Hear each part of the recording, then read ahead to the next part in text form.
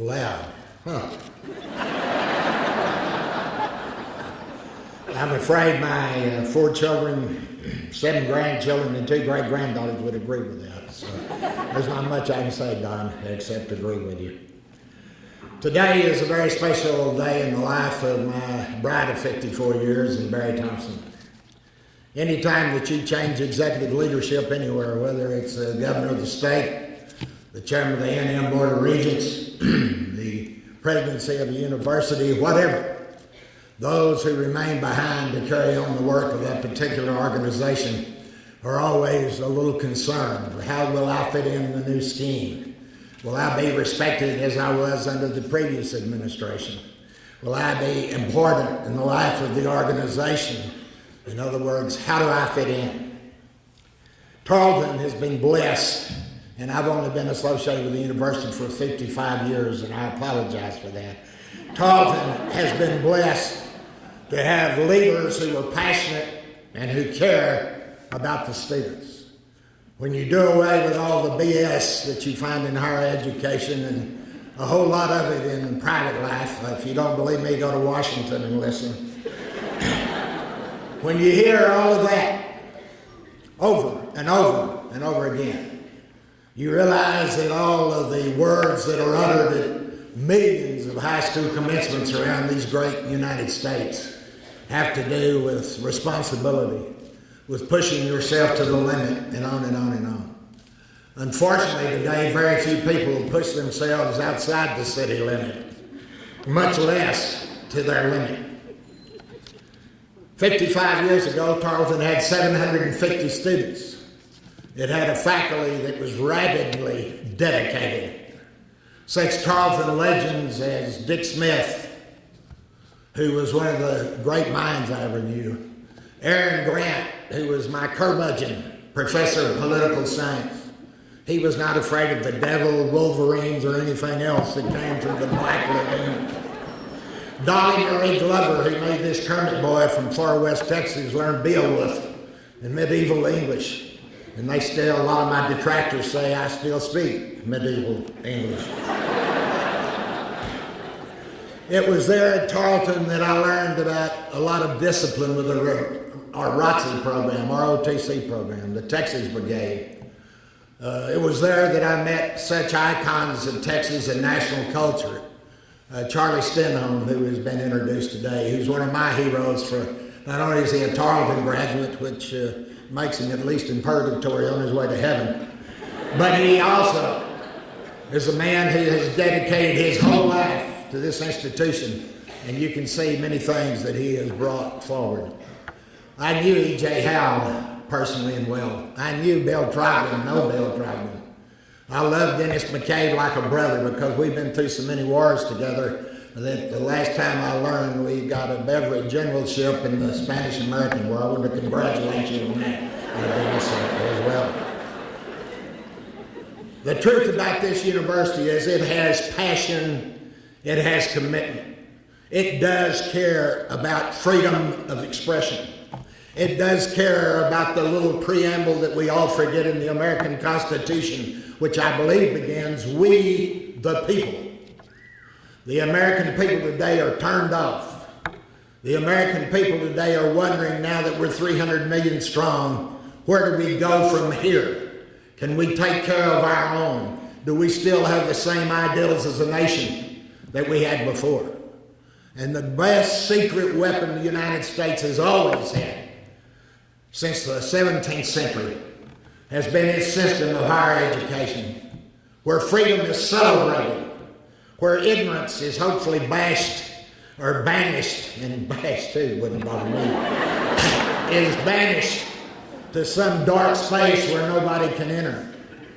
I am tired of the political ideologies. I am sick of the social institutions who pander to people and who do not tell it like it is, or who do not seemingly care like it is. 14 months ago, I met Lisette and Dominic Dottavio. I got a call from a lady I've known some time, one of his office staff. I've known her since she's about 17, and she's not that young anymore.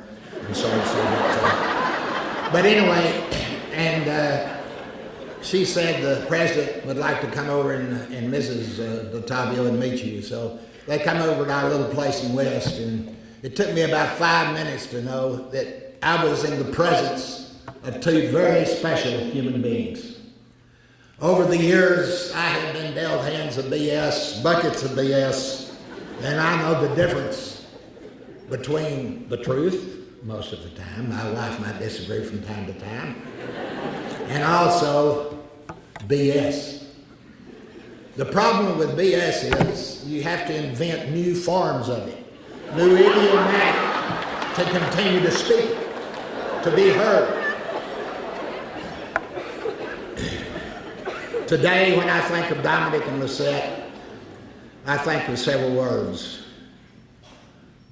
The presidency of a university is one of the most challenging jobs in our free and democratic society if you truly believe in the Constitution, if you truly believe that every American has a right to grab the brass ring. It is the word commitment comes to mind.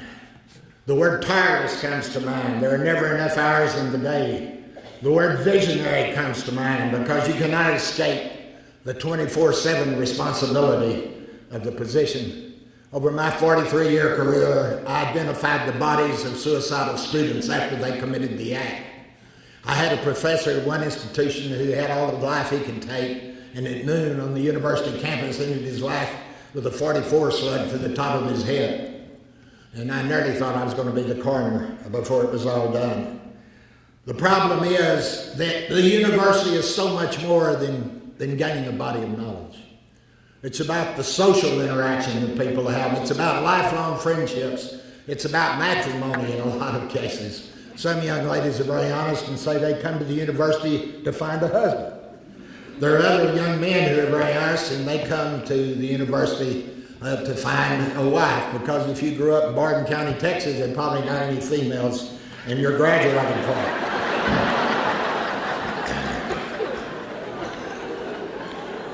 Today, to this old man at 73, academic freedom is more important than ever. And I repeat that, it is more important than ever. The past 10 years, the universities have been pulled here and yon by vested interest groups and political entities. People in organizations who would destroy the modernity the first organized university developed in Italy in the 15th century. Some would have nearly 500 years of academic freedom evaporate. The academic freedom that has produced twice as many Nobel laureates as any other country. The academic freedom that has produced more cures for disease by a factor of 3.5 than any other country. The same country that says the public schools are horrible, but the universities are great. Duh! How do you figure that? Some of the public schools are awful. Most of them do a really, really good job. I'm so tired about hearing that, and I won't use those words that start with a B and an S again. The truth of the matter, America, being the eternal optimist, has never been in better shape. And I repeat that. It has never been in better shape. We have more literate people, more educated people, more concerned people, more involved people by the number than we've ever had. But guess what? We don't have nearly enough. That's why the students in this audience today, 40 years from now, can say with pride they graduated from Tarleton State University. I remember the legends of Tarleton. Lamar Johansson, who's still alive, and I wanted to brag on him because he's out in the audience. Mary Jane Mingus, who came here and created a theater program when all we had was cedars around the town, rodeo teams, and really good agriculture program. And she brought the fine arts here and was one of the movers and shakers that helped this building be built. And I could go on, and as some of my colleagues know I usually do. It is also true what John Steinbeck, the great American writer and novelist, said. And he wrote the following. He also was the author, as I recall, of The Grapes of Wrath. And he wrote this about my beloved state. Texas is a state of mind, but I think it is more than that. So do most Texans. President and Mrs. Dottavio, since I'm from a family that came to Texas in 1842, I want to welcome my fellow Texans to the presidency of Tarleton State University. I know I speak for hundreds of Tarleton faculty, students, alumni, and friends when I say we know dedicated public servants when we see them, and I cherish each one I know. We believe in both of you and stand ready to make this venerable institution better than it has ever been. You can count on us, the Bill Trogdons, the Dennis McCabe's, the Barry Thompson, and all of the alumni of this association to help you succeed, because when you and Lisette succeed, we all succeed. You can count on us as we count on you. In closing, I have been the most fortunate of men. I've done for 43 years what I wanted to do. I've been associated with some of the greatest intellects in this country and the world. I've been associated with a lot of counts and no counts. I've been associated with the best and the worst. And yet, at the centerpiece, it will always be the purple and the white for me. My 4 children are Tarleton graduates. Our only grandson graduated from here with honors and will receive his MBA degree, God willing. I'll have to talk to the graduate dean in May. And we love this place. We're very proud of the faculty. We've always been very proud of the faculty, even when we didn't always agree about what was going on or what we were trying to do. But I would like to close with something that many here have heard me use before, and I unabashedly don't apologize for it. It's from Edna St. Vincent Millay's poem, Figs. My candle burns at both ends. It shall not last the night. But all my foes and oh my friends, it gives a lovely light. Let me say first of all, on you Tarleton, and thank both of you for the lovely light. May it always burn.